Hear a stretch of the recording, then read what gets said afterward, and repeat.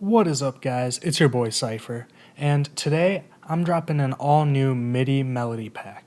This pack contains 10 unique melodies made by me, and it's available for only $1. So, for today's video, I thought it'd be really cool to show you guys some easy ways to get the most out of your pre-made MIDI melodies. Literally anyone can take a MIDI pattern and drop it into a VST, add some drums, and call it a day.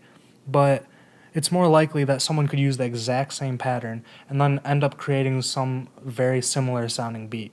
So that's why today's video is actually a collaboration with another producer. We're both going to be using the same MIDI loop and making our own beats, so that way you guys can hear that how different beats can sound despite starting from the same MIDI pattern. And you can find a link to his video in the description below. So the first thing I like to do when I'm working with a MIDI melody loop is to just open it up in Logic on like a basic piano sound or something, and just take a quick listen to it. And one of the easiest ways to quickly change the vibe of a melody is to just increase or decrease the tempo at which it's playing. And for this pattern, I think I'm going to stretch the MIDI so that it plays at double speed. And we can easily do that by holding down Option and bringing our cursor right to this edge here, and then dragging it in to half the length. And that basically just stretches our MIDI so it's playing at twice the speed, or in half the time, however you think of it. And that's a little too fast for me, so I'm actually going to decrease the tempo a bit, and I think that sounds pretty good. Another thing you can do is select everything and then hold down Option and then press the up or down arrow a couple of times to just transpose it into another key. And I think that sounds pretty interesting as well. So after doing all that, what I like to do is actually look at our MIDI pattern that we have here and analyze what parts that I can take from this to put onto different instruments. Since we're working with the MIDI, we can adjust this however we want. We don't have to use it as it is. If you're feeling creative, you can mess around with these patterns as well to create a different melody, but what I like to do is use the melodies that are here and separate them onto different instruments to make them sound more interesting, more unique. So I notice we have some chords here, and then we have this first melody that's in the background, and then we have this top line melody. So what I want to do is take these chords and I want to put them onto this pad that I have loaded up. So let's just take a quick listen to that.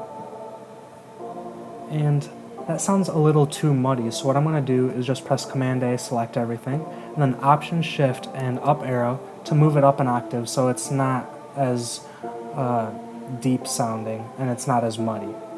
And I also want to add some cuts into this to sort of give it more of a bounce and make it sound interesting. So I'm just going to do that by pressing Command T where I think it'll sound good. So let's take a quick listen to that. And you can sort of hear that bounce that I was talking about. So I'm just going to duplicate that. And it's starting to sound a lot more interesting and unique. And what I like to do when I'm working with a pad is to duplicate it, and on this pad I actually loaded in an ARP that's just going to play the notes as 16th notes, but I also increased the octave range to 2.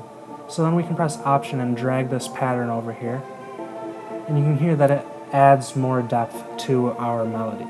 And I also want to just select everything and move it up another octave on this ARP just so it fills up those higher frequencies. So I think that sounds pretty good. What I'm going to do now is take this next melody that we have here, and I think that would sound good on an electric guitar. So I have this patch I created with a couple of the stock electric guitars and just layered them. I'm going to paste in our pattern here, and let's take a quick listen. And you can hear that it's super distorted, and when these notes overlap it doesn't sound really good, it gets really muddy. So what we can do is just with everything selected press a backslash and then shorten, and that just makes sure that none of these notes overlap and it sounds a lot cleaner. So I'm going to leave that as it is, and I'm just going to take this last melody that we have on top here, select that, copy it, and I have this synth that I designed in Alchemy that sort of sounds like a bell, and I'm just going to play the melody as it is like that, and that sounds pretty good. with these guitars, I think it's sounding a little too low, so I want to move that up an octave as well. And yeah, that sounds pretty good. So last thing I want to do is add a bass line. So I'm just going to copy these bass notes here onto a bass instrument. And I'm just going to increase the velocity to the max. And there you go. That's how you can make your pre-made MIDI melody patterns sound a lot more unique by taking them and separating the different parts of it onto different instruments, maybe changing a few notes here and there to make it sound more unique, moving up and down different octaves, and then speeding it up or slowing it down.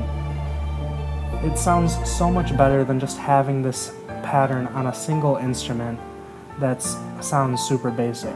I could load in another pluck instrument or something, like this guitar, and it sounds okay, but anyone can take the same pattern and do the same thing, and then you'll have two beats that sound pretty similar. But when you take that extra step to put this different parts of the pattern onto different instruments, it makes your beat more unique than anyone else who uses the same pattern. So that's pretty much it for this tutorial, guys. Thanks for watching. I hope you learned something new. And I'm going to have a link to the MIDI pack in the description below, so I hope you guys will check that out. I'm going to go ahead and finish this beat up and play that for you when it's all done. So thanks for watching.